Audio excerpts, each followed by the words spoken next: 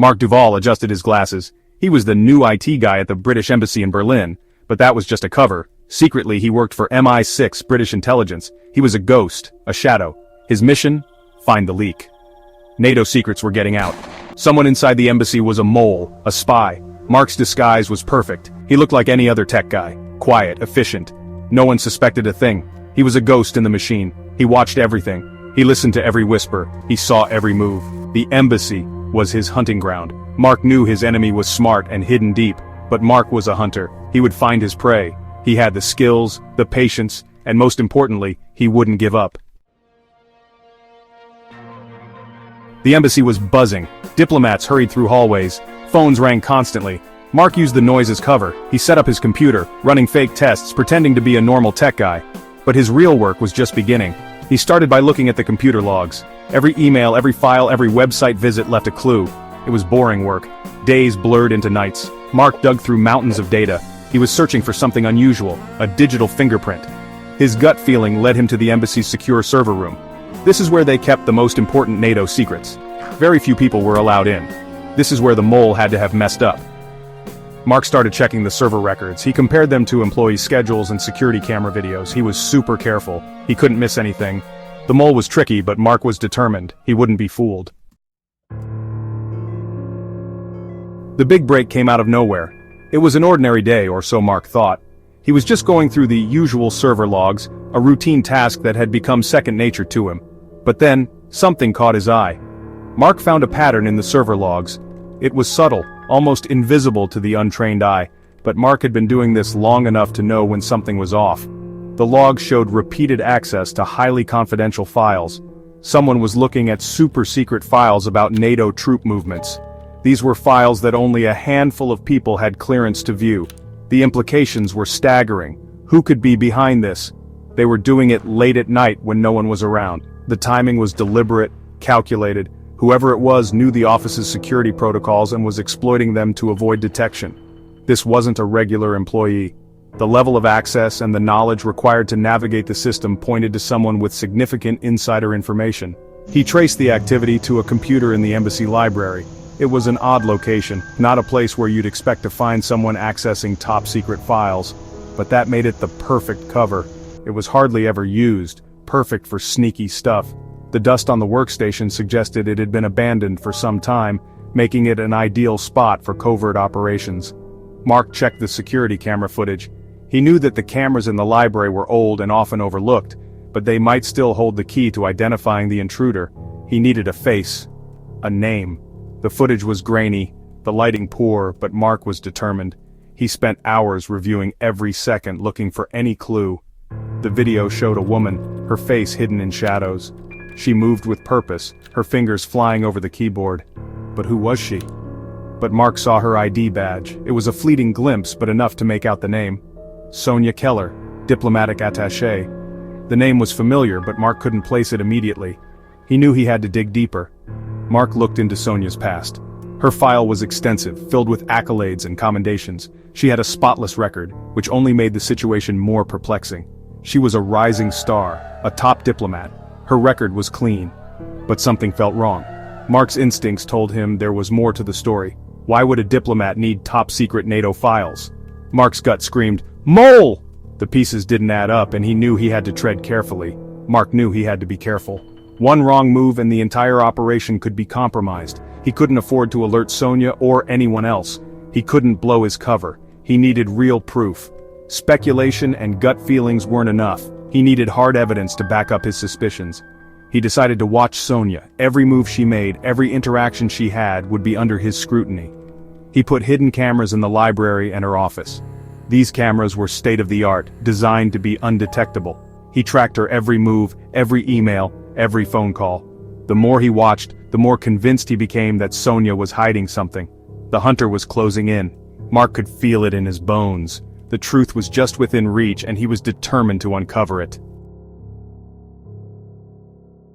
Days turned into a week. Mark watched Sonia closely, his curiosity growing with each passing day. He couldn't shake the feeling that there was more to her than met the eye. He noticed she liked a certain cafe near the embassy. It was a quaint little place, tucked away from the hustle and bustle of the city. yet close enough to the heart of political activity. She went there every Tuesday and Thursday afternoon, always by herself. She would sit at the same table, order the same coffee, and spend hours lost in thought or reading a book. This was odd. Diplomats usually like to chat and network, making connections that could prove useful. But Sonia was different. She seemed to prefer solitude over socializing. Why the solo coffee breaks? What was she hiding? Mark's mind raced with possibilities, each more intriguing than the last. One Tuesday, Mark followed Sonia to the cafe. He kept a safe distance, blending into the crowd, his eyes never leaving her. He sat across from her, pretending to read a newspaper, but his focus was entirely on her, every movement, every gesture. He watched her every move. She seemed calm, almost too calm, as if she was waiting for something or someone. She seemed nervous, always checking her watch. What was she waiting for? Mark's curiosity was piqued. Then, it happened. A man in a brown coat walked by Sonia's table. He was nondescript, blending into the background, but his actions were anything but ordinary. He dropped a small package into her open handbag without stopping. The exchange was so quick, so seamless, that anyone else would have missed it. Mark's heart raced. This was it, the secret drop-off. He needed that package. It was the key to unraveling the mystery that surrounded Sonia. It had to be proof that Sonia was a spy. The package could contain documents, codes, or even a list of contacts. The possibilities were endless. But how could he get it? He couldn't just grab it. That would blow his cover and put everything at risk. He couldn't just grab it. He needed to be careful, to think things through. One wrong move and it could all be over. That would blow his cover. He had to be smart, to outthink Sonia and her network. He needed a plan and fast. He needed a plan and fast. Time was running out, and every second counted. He couldn't afford to make a mistake. Mark finished his coffee and left, his mind racing. He had to find a way to get that package without raising suspicion. He had to find a way to get that package. It was the key to exposing Sonia and her spy network. He couldn't let this opportunity slip through his fingers. It was the key to exposing Sonia and her spy network. He had to be smart, fast, and invisible. There was no room for error. He had to be smart, fast, and invisible. The stakes were high and the clock was ticking. Mark knew he had to act quickly but with precision. The fate of the mission depended on it. Mark had a plan. He couldn't stop the drop-off, but he could trick them. He went back to the embassy. Using his tech skills, he made a fake package. It looked exactly like the one Sonia got, but this one had a secret. The next Tuesday, Mark was back at the cafe before Sonia. He carefully swapped the packages. His heart pounded. This was risky. One mistake and it was all over. But he'd come too far to back down. Sonia arrived and sat at her usual table. The man in the brown coat showed up right on time. The drop-off went perfectly. Sonia left, not knowing the package in her bag was a fake. Mark watched her go, feeling a dark satisfaction.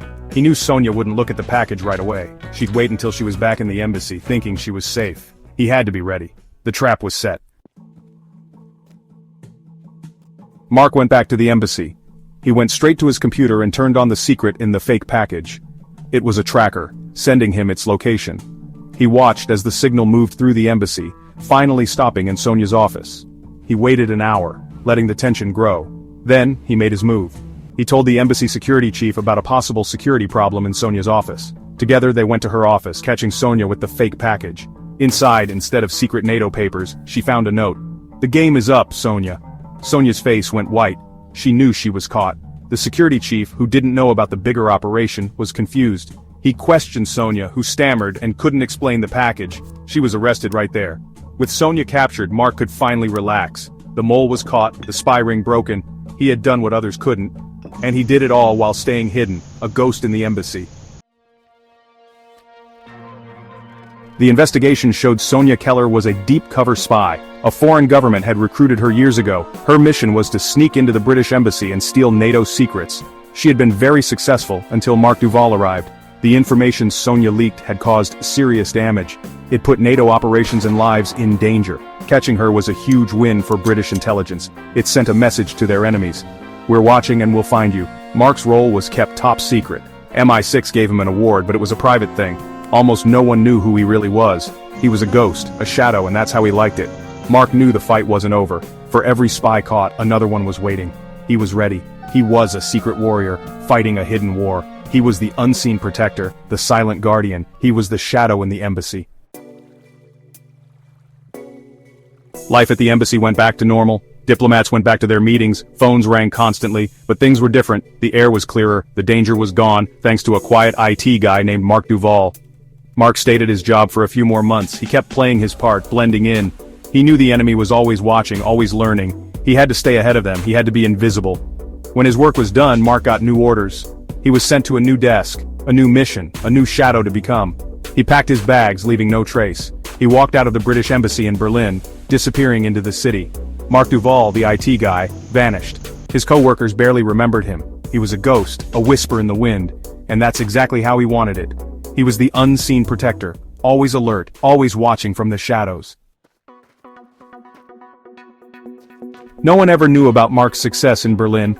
He was a ghost, moving through the city like a shadow, unseen and unnoticed. His name was never in the news. The headlines never mentioned his deeds, and the papers remained silent about his victories. But in the secret world of spies, his actions were a big deal. Every document he exchanged, every secret he uncovered was a step towards a safer world. He became a legend, a whisper among spies. His name was spoken in hushed tones, a figure of awe and respect. He reminded everyone that even in the most secure places, no secret is safe. His presence was a constant reminder of vulnerability. The hunt for spies and traitors never ends. The work is relentless, and the stakes are always high. Mark Duvall was just one soldier in a huge invisible army, an army that fights in the shadows, unseen and unrecognized. He fought his battles in the shadows, protecting his country from hidden enemies. His work was dangerous, but he was committed to his mission. He was a symbol of vigilance, of never giving up, of silent sacrifice. His dedication was unwavering, and his resolve was unbreakable. The next time you walk past an embassy, any embassy, think about Mark Duvall. Think about the silent guardians who protect us from the shadows. Look closely at the people you see. Among them might be someone like Mark, a silent protector. Listen carefully to the conversations around you. You might overhear a whisper, a clue, a hint of the unseen battles being fought. You never know who might be listening. The walls have ears and the shadows have eyes. You never know who might be watching. Every move is observed, every action recorded. The shadow in the embassy is always there, silently watching, silently protecting. His vigilance never wavers. He is the unseen guardian, the silent warrior, the ghost in the machine.